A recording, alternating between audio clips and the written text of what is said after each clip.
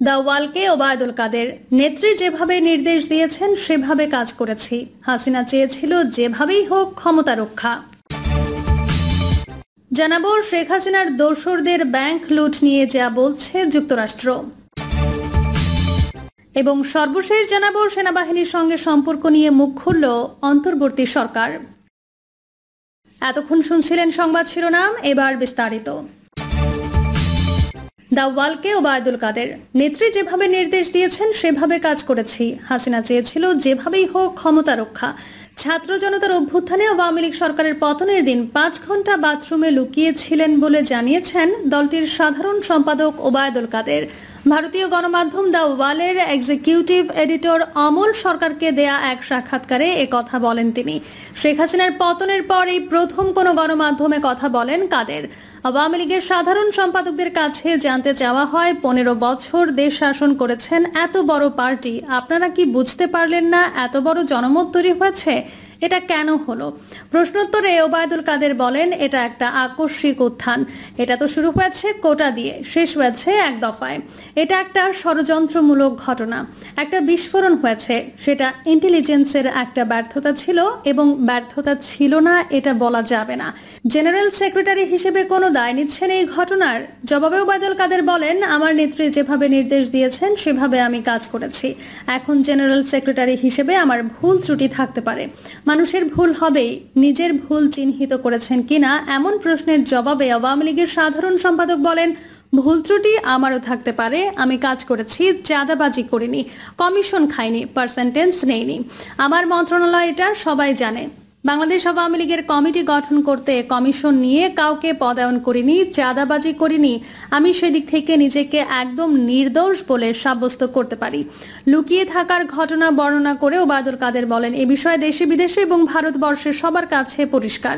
5ই August সেদিন ষড়যন্ত্রমূলক যে ছাত্র উত্থান, সে সময় আমি খুবই ভাগ্যবান। সেদিন আমার বেঁচে থাকার কথা ছিল না, মৃত্যু থেকে অনেক কাছে ছিলাম। আমার সংসদ এলাকার আমার নিজের বাসাকে এড়িয়ে পার্শ্ববর্তী আরেকটা বাসায় আশ্রয় নিয়েছিলাম। তখন চারদিক থেকে মিছিল আসছিল। এটা আসলে ছিল প্রধানমন্ত্রীর গণভবন কেন্দ্রিক। আমরা অবাক হলাম যে সংসদ এলাকাতেও ছড়িয়ে পড়ে এবং একটা লুটপাটের লুম্পেন স্টাইল কতগুলো ঘটনা ঘটে। সেখানে বিভিন্ন ধরনের লোক আসে এবং এদের মধ্যে বেশিরভাগই মনে হয়েছে এটা কোনো রাজনৈতিক অভ্যুত্থান, এটা লুটপাটের অভ্যুত্থান। তিনি বলেন, আমি যে বাসাটায় ছিলাম তারা সেই বাসাতেও হামলা করে। তারা জানতো না যে সেখানে আমি আছি। আমার বাসা তারা লুটপাট করেছে, কিন্তু যে বাসায় আমি গিয়ে আশ্রয় নিলাম সেখানে হামলা করবে আমি ভাবতে পারিনি। দেখলাম অনেক লোকজন ঢুকে পড়েছে, তারা ভাঙচুর ও লুটপাট করতে থাকে। আমি আমার স্ত্রী সহ বাথরুমে লুকিয়েছিলাম, অনেকক্ষণ ছিলাম, প্রায় 5 ঘন্টা। তারপর একটা পর্যায়ে তারা বাথরুমের ভেতরেও কমোড বেসিন এগুলো লুটপাট করেছে। আমার ওয়াইফ বাথরুমের মুখে দাঁড়িয়ে বারবার সে বলছিল আমি অসুস্থ, কথা বলে তাদের ফিরিয়ে দিচ্ছে। একটা পর্যায়ে তারা বাথরুমে যেগুলো আছে সেগুলো লুট করার জন্য জোরপূর্বক প্রবেশের হুমকি দেয়। সে সময় আমার ওয়াইফ জিজ্ঞাসা করলো কি করব? বললাম খুলে দাও। তারপর 7 থেকে 8 জন ছেলে ঢুকলো, খুবই আক্রমণাত্মক দৃষ্টিভঙ্গি নিয়ে। হঠাৎ তারা আমার দিকে তাকিয়ে, নেত্রী চলে গেল, আপনি যাননি কেন? আমি কিছু বলছিলাম, তাদের মধ্যে কি উদয় হলো আমি জানি না। তারা আমাকে বলে আপনার ছবি তুলবো। তারপর ছবি তুলতে শুরু হলো, সেলফি নিচ্ছিল। এই ছাত্রদের অনেকে হয়তো আমাকে চিনত। কি কারণে যে আক্রমণাত্মক মনোভাবটা ছিল সেটা নিমিষেই শীতল হয়ে গেল। তখন ঠান্ডা মেজাজে কথা বলছিল। এদের মধ্যে এক পর্যায়ে একটা গ্রুপ চেয়েছিল আমাকে রাস্তায় সেনাবাহিনীর হাতে তুলে দিতে। কেউ কেউ আবার এটাও চেয়েছিল যে জনতার হাতে তুলে দিতে। এটা অবশ্যই তখন একটা মানসিকভাবে ভেতরে ভেতরে ভেঙে পড়েছিল। এরপর একটা শার্ট, এদের ব্যাজ, লাল পতাকা শোভিত ব্যাজ লাগিয়ে কালো একটা মাস্ক মুখে দিয়ে আমাকে হাঁটতে হাঁটতে সংসদ এলাকা থেকে বড় রাস্তা, গণভবন অভিমুখী রাস্তায় নিয়ে যায়। ওখানে নিয়ে হঠাৎ করে কোথা থেকে একটা ট্যাক্সি আসে, একটা ইজি বাইক, সেটা খালি ছিল। ওখানে গাড়ি ঘোড়া কিছুই ছিল না। হঠাৎ করে কেন যেন এসে পড়লো। হয়তো আমার ভাগ্য। এরা দুইজনে আমাকে ও আমার ওয়াইফকে নিয়ে অটোতে উঠলো আর বলতে লাগলো, পথে তো অসংখ্য মানুষ, চেক আপ সব জায়গায়। বলতে লাগলো আমাদের চাচা চাচি অসুস্থ, হাসপাতালে নিচ্ছি, ডিস্টার্ব করবেন না। এই করে করে নিয়ে গেল অনেক দূরে একটা জায়গায়। এটা ভাবতেও পারিনি যে ওরা বাথরুমে ঢুকলো, সেই বেঁচে থাকাটা সেদিন পরম সৌভাগ্যের বিষয়। আনএক্সপেক্টেডলি বেঁচে গেছি, দিস ইজ দ্য ইম্পর্টেন্ট। কাদের বলেন, ছেলেরা যে কোনোভাবে আমাদেরকে আর্মির হাতে তুলে দিতে পারতো। রাস্তায় অসংখ্য মানুষ, সেখানে অনেকেই তো আছে আমাদের অপোজিশন, মেরে ফেলতে পারতো। শেখ হাসিনার দোসরদের ব্যাংক লুট নিয়ে যা বলছে যুক্তরাষ্ট্র। দেশের ব্যাংকিং খাত থেকে $17 বিলিয়ন লুট করেছেন সাবেক প্রধানমন্ত্রী শেখ হাসিনার দোসর ধনকুবেরা। তাদের এসব কাজে একটি গোয়েন্দা সংস্থার সহযোগিতা করেছে বলে অভিযোগ করেছেন বাংলাদেশ ব্যাংকের governor Ahsan H Mansur. Financial টাইমসের এই সংক্রান্ত প্রতিবেদনের প্রসঙ্গ মার্কিন পররাষ্ট্র দপ্তরের ব্রিফিংয়ে উঠে এসেছে।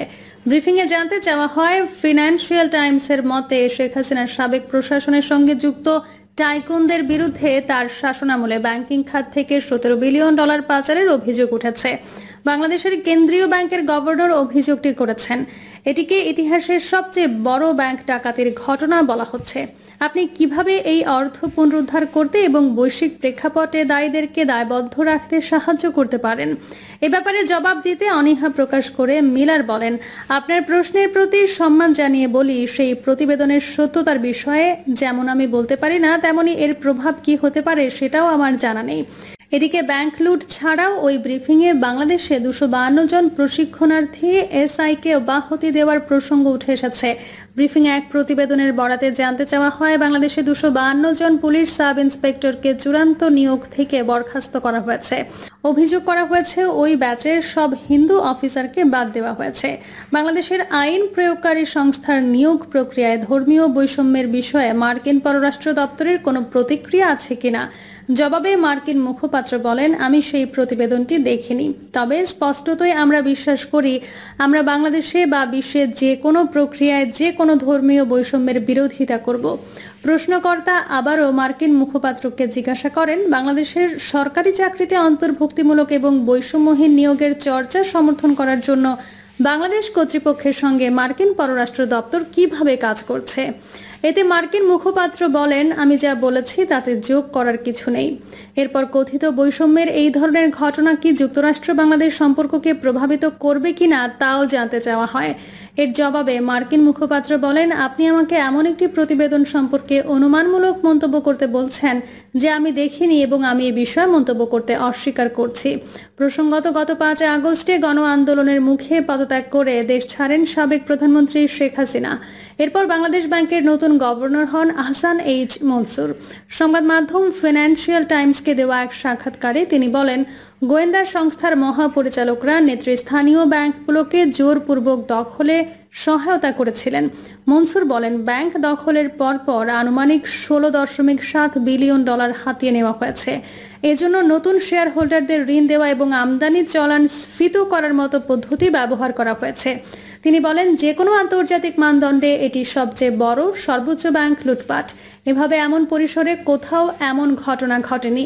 এর পেছনে রাষ্ট্রীয় পৃষ্ঠপোষকতা ছিল। এছাড়া গোয়েন্দারা মাথায় বন্দুক না রাখলে এটি ঘটতে পারে না। অপরদিকে ট্রেনিংয়ে শৃঙ্খলা ভঙ্গের অভিযোগে রাজশাহীর সারদায় বাংলাদেশ পুলিশ একাডেমি থেকে 252 জন ক্যাডেট এসআইকে অব্যাহতি দেওয়া হয়েছে। গত 17 অক্টোবর তাদের ছুটিতে পাঠানো হয়েছিল। 22 অক্টোবর সকাল থেকে তাদের অব্যাহতি দেওয়ার কাজ শুরু হয়েছে বলে জানিয়েছেন সারদা পুলিশ একাডেমির অধ্যক্ষ ও অতিরিক্ত আইজিপি মোহাম্মদ মাসুদুর রহমান ভুয়া। তিনি জানান, সারদায় মোট 823 জন প্রশিক্ষণরত ক্যাডেট এসআই ছিলেন। এর মধ্যে ট্রেনিংয়ে শৃঙ্খলাজনিত কারণে 252 প্রশিক্ষণার্থীকে অব্যাহতির চিঠি দেওয়া হয়। সেনাবাহিনীর সঙ্গে সম্পর্ক নিয়ে মুখ খুলল অন্তর্বর্তী সরকার।